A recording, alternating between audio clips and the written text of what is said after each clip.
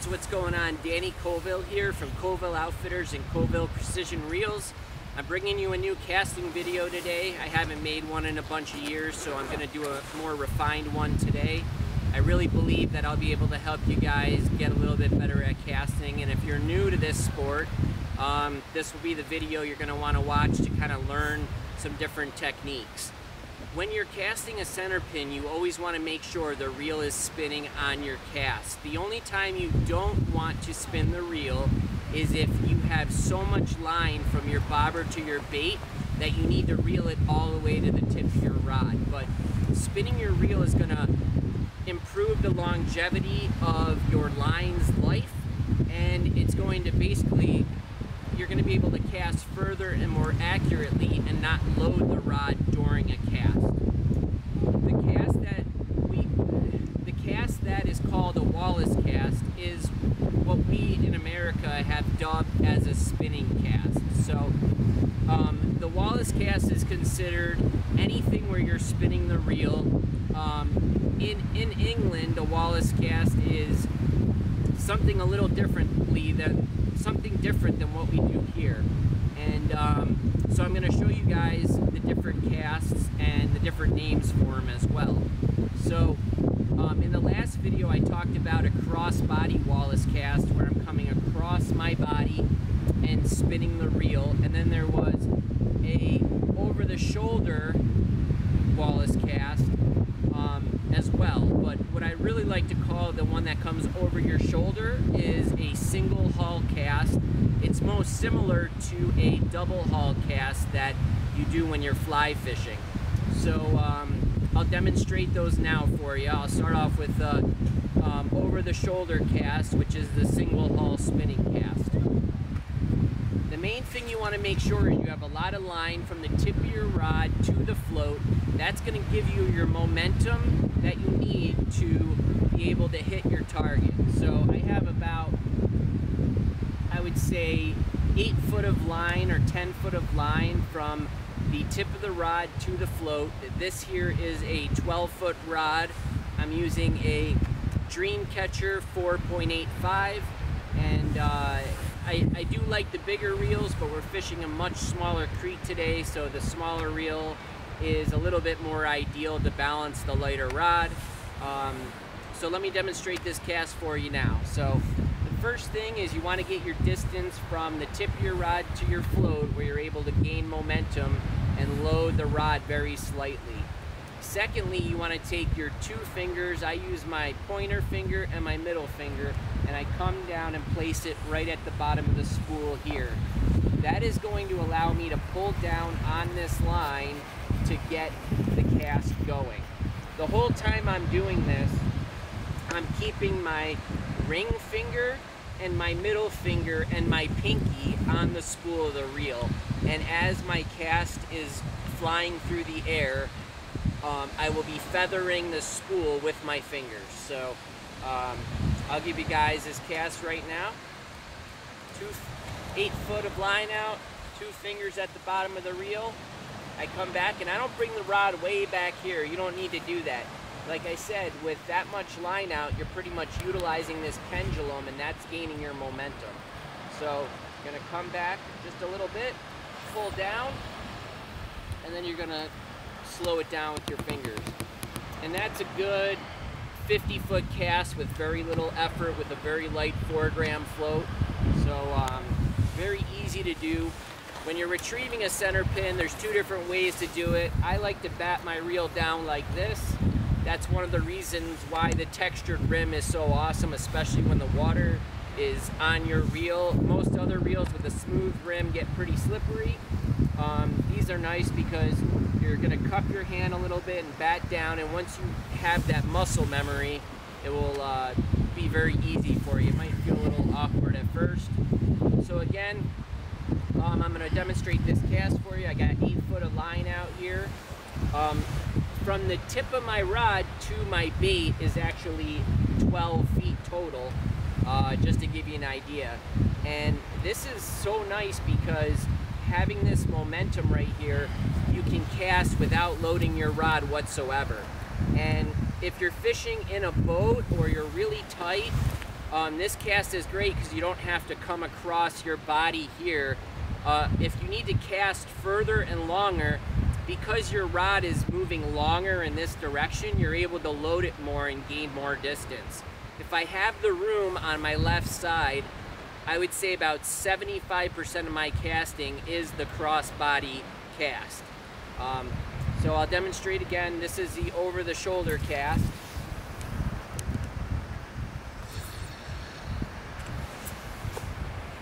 And because it's windy, it's wanting to kick the line off the spool, so I have to get used to how much pressure to put on the spool as I'm casting.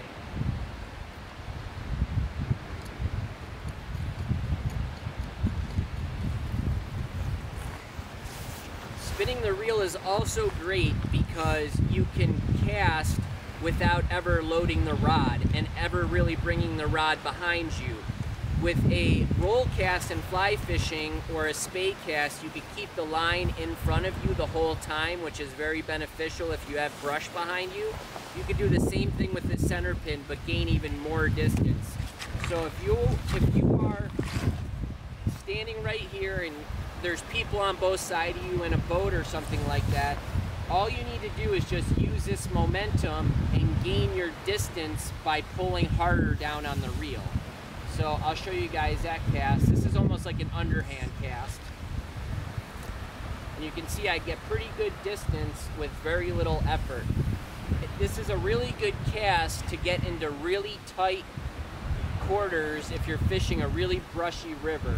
So if you need to kick it over a log or lay it down where the float and egg sac are parallel with the shoreline, this cast is really great.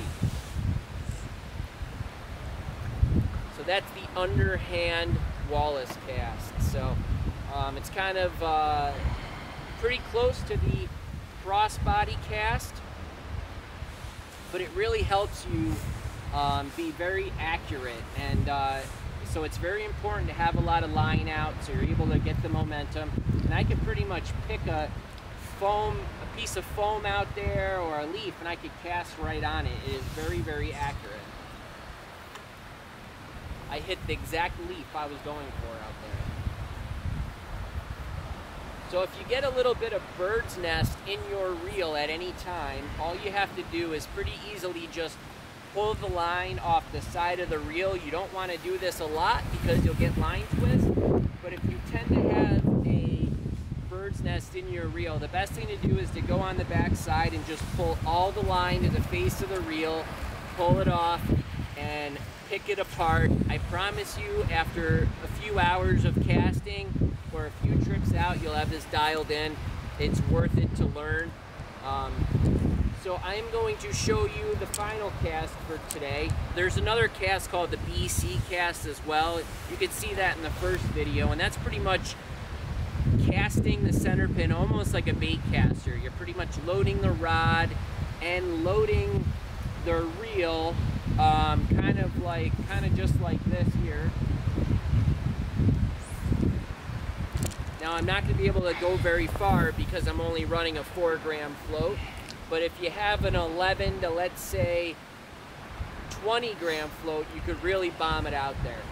But I can do that demonstration next video for you guys if you want to see it. So finally, I'm going to show you guys the crossbody Wallace cast, and this is a cast that if I'm trying to gain the most distance, this is a cast I like to use. It's also very little effort. It's easy to control because you're right in front of you the whole time.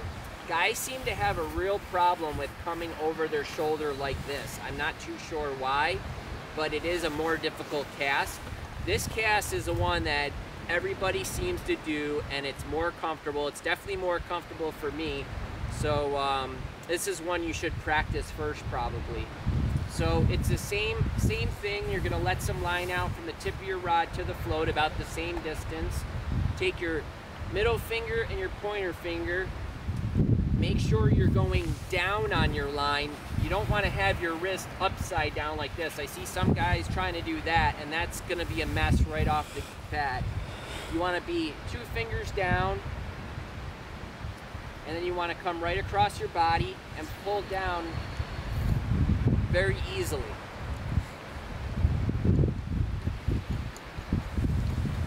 I don't know if you guys can hear it in this video, but one of the things that makes my reels so much better for casting than everybody else's reels is the ceramic bearings and the way we build the inside to have more acoustical sound where you can really feel how fast your reel is spinning. That is going to aid you to know when to feather the spool so you don't get a bird's nest. And guys that have bait casters that have a nice hum or purr to them when they cast will be able to relate to this.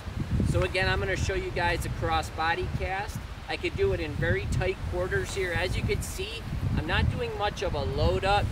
I do load up my body when I set the hook on very long distances because I have to pull all that line off the water, but I'll show you that another day. Here again is that crossbody Wallace cast.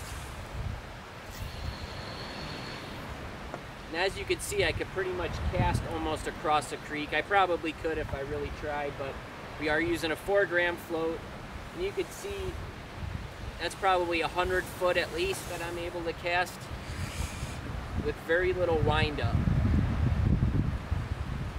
If you have any questions, you can comment below. I don't always have time to get to all the comments because we are so busy right now.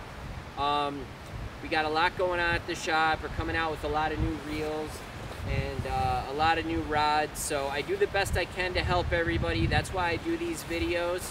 But I can't always get to everybody. So please bear with me. Thank you guys for watching. I'll see you guys on the river.